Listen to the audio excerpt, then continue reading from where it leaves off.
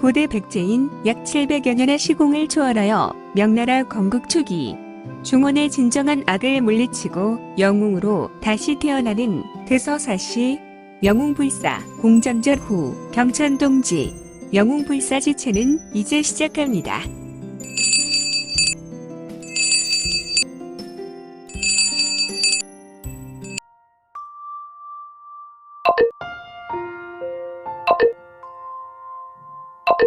구독과 좋아요, 알림 설정 부탁드립니다.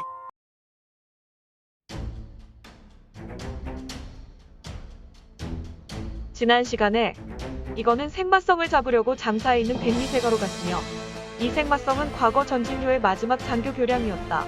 그는 과거 친우의 원한으로 5대 세가를 돌며 부녀자와 세가의 어린 여인을 자신의 정기에 채우는 도구로 사용하여 원한을 갚고 있었으며 이거는 결국 이 생마성을 백리가에서 잡았으나 생마성의 공능은 제왕마성에게 도난당했으니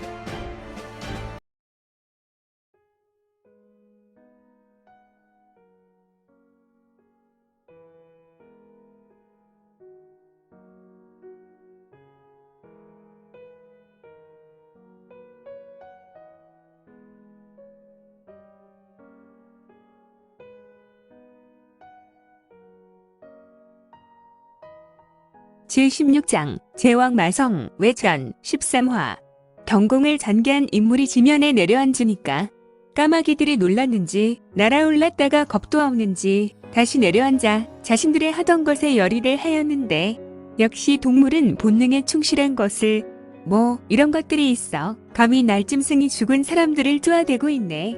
내가 이곳에 떨어져 내려도 하던 일에 열중하는 이런 날 까마귀들을 봤나 겁을 상실했군. 안 되겠어. 삑! 응앙 흑이무복 인물은 손가락을 입에 넣고 휘파람을 길게 불었고 크게 외쳤다.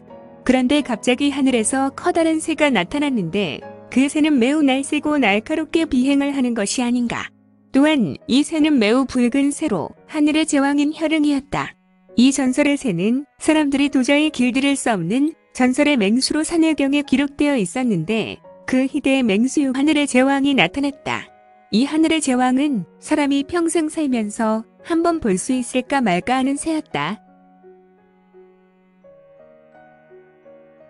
영웅불사지체인 이건의 이 반려주 응왕은 매우 영민하고 위협적인 하늘의 제왕으로 산해경에서 설명하고 있었다.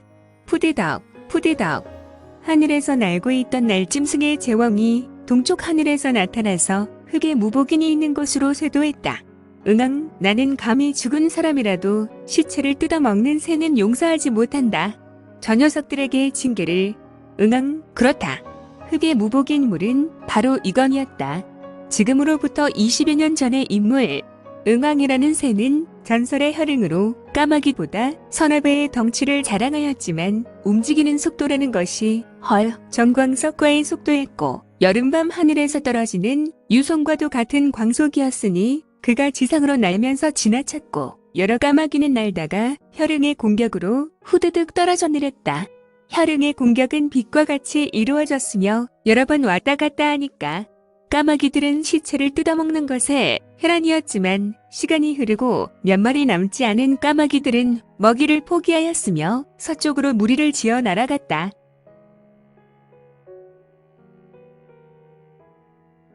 응왕이라는 혈응은 이건의 어깨 위에 앉았고 조금 거대한 새는 이건의 얼굴에 자신의 머리를 들이밀고 이건에게 애정을 표했다. 잘했어. 응왕, 저런 것들은 혼을 내주어야 해. 아무튼 가까이 가보자. 이건은 숲 주변이 초토화되어 있었고 사람이 죽어 있는 모습으로 많은 의문을 가졌다. 그는 천천히 걸으며 속으로 생각했다. 도대체 이곳에서 무슨 일이 벌어졌는지. 이런 험악한 참상이란 말인가?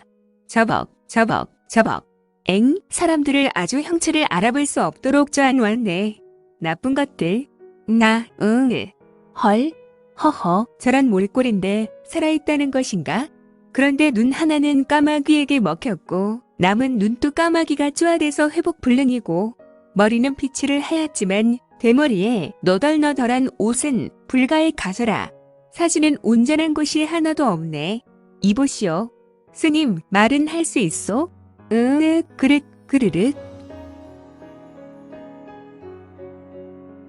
피가 목에서 넘어오고 피 끓는 소리를 하는 것으로 봐서는 가슴이 함몰되어 폐에 피가 가득한 창목 같은데 나는 소림의 14대 제자 장경각주 해우여 나는 이제 마지막 회광반 조로 이곳에서 삶을 마감하려고 하니 그대는 그냥 들으시오.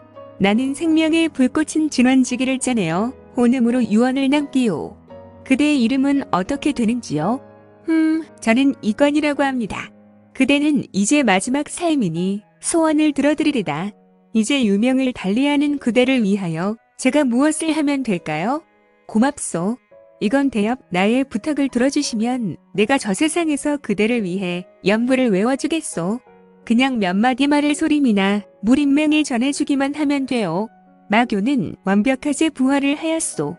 그리고 마교의 소장교는 시간이 흐르면 그는 장교가 될 것이고 그는 100년 혈안을 갚겠다고 정파에 고했어. 그리고 이곳 금능 송나라 왕릉에 파견된 정파의 인물은 하나도 남김없이 모두 죽었어. 잔인한 녀석들. 이 사실을 모두 알려주시고 마교 소장교의 이름은 최중도이며 그의 심계와 그의 교육을 알려서 정파에 경종을 올려주시오.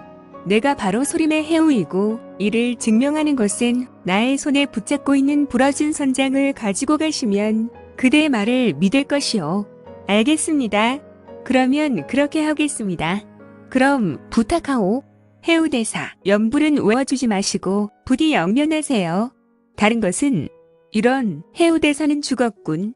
마교의 소장교, 백령혈안, 최중도라.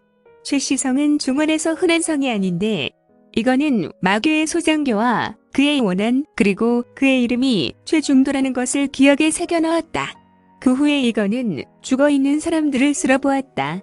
그들의 격전은 매우 대단한 것이라는 것을 예상이라도 하듯 또한 까마귀에 뜯어 먹힌 것을 제외하고 그들은 모두 만신창이가 되어 있었다. 이거는 이들 시체를 보고 심하게 인상을 구겼다. 이런 나쁜 녀석들을 봤나? 아무리 무인의 생명이 강호 무림에서 칼밥을 먹고 사는 것이란 말이 있지만 이건 해도 너무한 걸. 사자의 시체가 훼손되지 않도록 최소한의 조치를 하는 것인데 상대는 한이 이렇게도 깊은가 보군. 내가 금능에서 중원전장의 자금을 회수하는 일이 아니었다면 이곳에서 죽은 인물들의 한도 하늘에 맺혔겠어.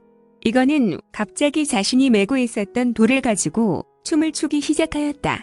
도무했고 그가 머문 장소에서 급하고 강한 바람이 일어났으며 사방의 흙이 튀기기 시작하였다. 시간이 흐름에 따라 땅은 이건이 머문 곳은 깊게 파이기 시작했고 그는 갑자기 강한 회전을 하게 되었는데 이거는 금세 깊게 파인 구덩이에서 사라졌다가 다시 하늘로 부양해서 지면으로 떨어져 내렸다. 여아의 도무로 땅을 파는 것은 처음이군. 이제 이들을 이대로 두는 것은 날 짐승이나 들 짐승들이 시신을 훼손하니까.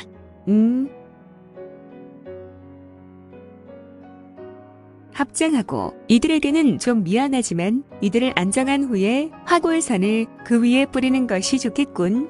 이거는 5구에 심하게 훼손된 시체를 하나하나 구덩이에 넣고는 그들의 시체에 화골산을 뿌리고 한동안 지켜보다가 흙으로 구덩이를 덮었고 다시 땅을 고르게 밟았다. 휴, 이제야 끝났군. 비록 나의 가는 길이 조금 바쁘더라도 이거는 가슴에서 퉁소를 꺼내어 입에 대고 아름답지만 조금 구슬픈 음료일로 퉁소를 불었다. 아무래도 이거는 고인에 대한 진원곡을 부르는 것 같았다. 한식경 정도 그의 연주는 계속되었고 숲은 그의 음률로 매우 경건한 분위기였다.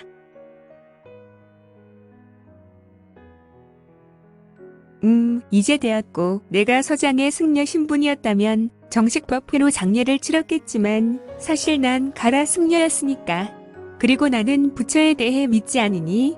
하지만 신께서 그대들의 영혼을 받으셨을 것이요. 부디 모두 영면하시오.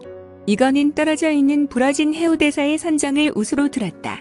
좌수에 있는 도는 어깨에 비켜매고 우수의 손가락을 입에 넣고는 휘파람을 불었다. 그는 공중에 선회하며 날고 있는 응왕을 향해 일종의 수신호를 보냈고 이 혈응은 응답이라도 하듯 길게 울면서 동쪽으로 날아가기 시작했다. 물론 이건 또한 자신의 절기인 신법을 전개하며 동쪽으로 날아갔다. 그는 이제 점이 되어 사라졌으며 이곳은 언제 그랬냐는 듯이 어둠이 내려와 외로운 바람만이 불게 되었으니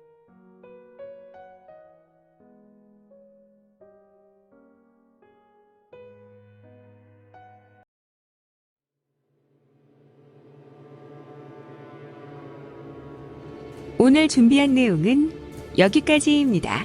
아쉽지만 다음 시간에 다시 만나 뵙겠습니다. 오늘도 대박 나시고 최고로 멋진 하루 되세요.